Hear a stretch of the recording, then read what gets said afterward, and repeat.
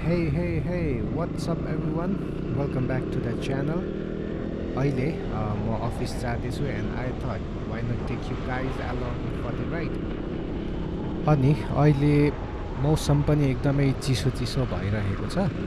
मौसम गर्मी हुन्छ होला भनेर सोचेको चिसो चाहिँ झन् बढ्दैछ त हैन तर चिसो चाहिँ गएको छैन.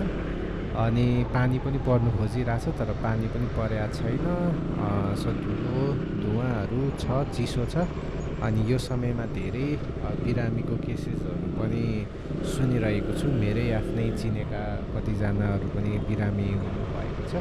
सो तपाईहरू पनि यो समयहरूमा आफ्नो स्वास्थ्यलाई ख्याल गर्नु होला किनकि यो समय मौसम परिवर्तन भइरहेको छ. अनि मौसम परिवर्तन हुँदै गर्दाखेरि चिसो लाग्ने, ज्वरो आउने हुँदछ.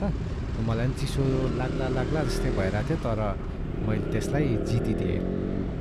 सो बाइक राइडको एउटा मजा लाग्दो कुरा चाहिँ जब तपाईँ बाइक राइड गर्नुहुन्छ अनि त्यो राइड गर्दाखेरि त्यो चिसो हावा हैन तपाईँको अनुहारमा हिर्काको त्यसको फिलिङ्स अर्कै छ चट्ट हैन. अनि त्यो बाइकको साउन्डको फिल अर्कै छ.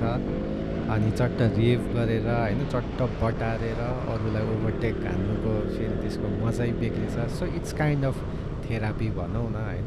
सो तपाईँ एकदमै तपाईँलाई डिस्टर्ब फिल भइरहेछ भने अथवा तपाईँ एकदम तपाईँको मुड फ्लक्चुएट भइरहेछ भने if you are able to ride हैन राइडिङ कन्डिसनमा हुनुहुन्छ, कुदाउन सक्ने कन्डिसनमा हुनुहुन्छ भने चाहिँ यसो सुनसान ठाउँमा राइड गर्नुहोस्. तपाईँलाई धेरै रिलिफ हुनेछ. Trust me guys.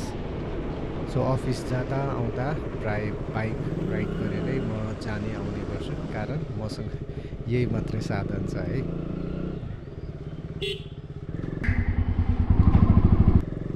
सरी बहिनी पनि आफ्नै संसारमा हैन. अनि यसो कहिलेकाहीँ यसो पानीहरू परेको बेलामा चाहिँ यसो कार भयो हुन्थ्यो भन्ने चाहिँ लाग्छ. सो अरू बेला त ठिकै छ. Riding bike is the best. ल साथीहरू अफिस पनि पुग्यो. अब राइडरबाट अब वर्करमा स्विच हुनु पऱ्यो है. गाइस यो चाहिँ प्र्याङ्कै हाम्रो रवि सरलाई. आज रवि सरको चाबी लुकाइरहेको छु मैले. 1 hour later. अस्मीको भ्लग आउनै छोड्यो त्यहाँ. ल गाइस मसँग छ अहिले रवि सरको चाबी मसँग छ. ल बेहन कल मिलेंगे हम. यो भ्लग नहाल्दै मेरो अनुहार ठिक छैन. हाल्नुभयो भने थाहा चाहिँ म अनसब्सक्राइब हालिदिन्छु, ब्लग हालिदिन्छु. अब झन् हाल्नुहुन्छ त्यति ब्लग हालिदिन्छु. ब्लग कन्टेन्ट पाइहाल्छ. के अरू दिन रक्सी ए होइन त्यो फ्री पाउँछ नि त होइन. पाउँदैन यसले. ए पाउँदैन नै त्यो लखर्छ मलाई उल्टै. ए माग्यो भने फ्री माग्यो भने त दाम न भन्छ.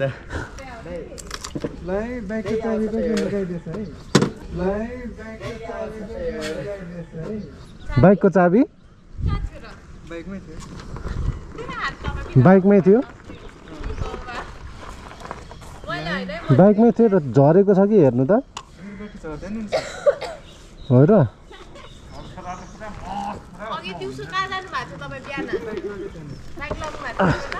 बाइकमै राख्नु भएको हो र. कस्तो अनि बाइकमै राख्नु भएको त. अनि महँगो बाइकमा चढ्न पाइयो आज त. पहिलोचोटि हो र तिमी. कहाँ पहिलोचोटि. केटाहरू पहिला छोडिदिन्छु भन्दाखेरि हिँड्दै जान्छु म. केटाहरूको फेरि आफ्नै ग्रुप छ नि त यहाँ. इनड्राइभ त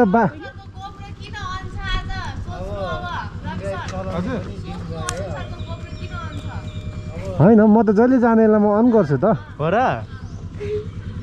हो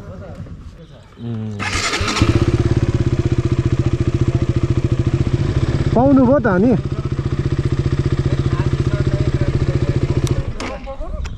बाइकको चाबी होइन यो अनि. ए अफिसको चाबी यहाँ छ अघि मलाई अस्मीले दिएको है यो. अस्मीले दिएको हो. चेक गर्नु जानेको अस्मी म्यामले दिनुभएको. साँच्चै सिरियसली नत्र मलाई के को सरोकार भन्नु त अस्मिले दिएको निस्किनु भयो हामीसँगै होइन होइन अघि अघि दिउँसै दिएको मलाई ल केही छैन। दिउँसो भन्दा नि बिहानै यो चाहिँ बिहानै दिएको अस्मिले मलाई बिहानै दिएकी अलि खतरा गराउनु पर्छ नि सर दिउँसै खोजाइदिनु भरे भरे भ्लग हेर्नु न थाहा पाइहाल्नुहुन्छ कसले कसले लुकाएको भनेर मसँग प्रमाण नै छ नि त यहाँ बिहानै अस्मी यहाँ घरदेखि आएँ अनि यहाँदेखि म पनि आएँ अस्मीले चाबी लुकाइरहेको रहेछ त्यतिखेर अनि मास्टर माइन्ड भनेपछि अँ होइन हौ मैले डेक्ची लिएर निस्किनु भयो तिमीले लुकाएको होइन तिमीले निकालेर मलाई दिएको होइन किरण चाहिँ डेक्ची लिएर कता हो कालीगढको त बिजनेस छैन नि ल रवि सर ल अब चित्त बुझेर भाइ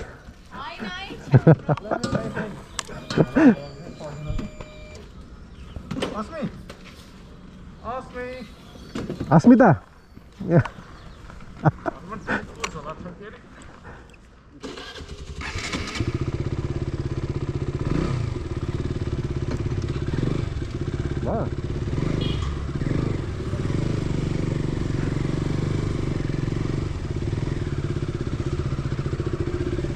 ल bye bye sir see you tomorrow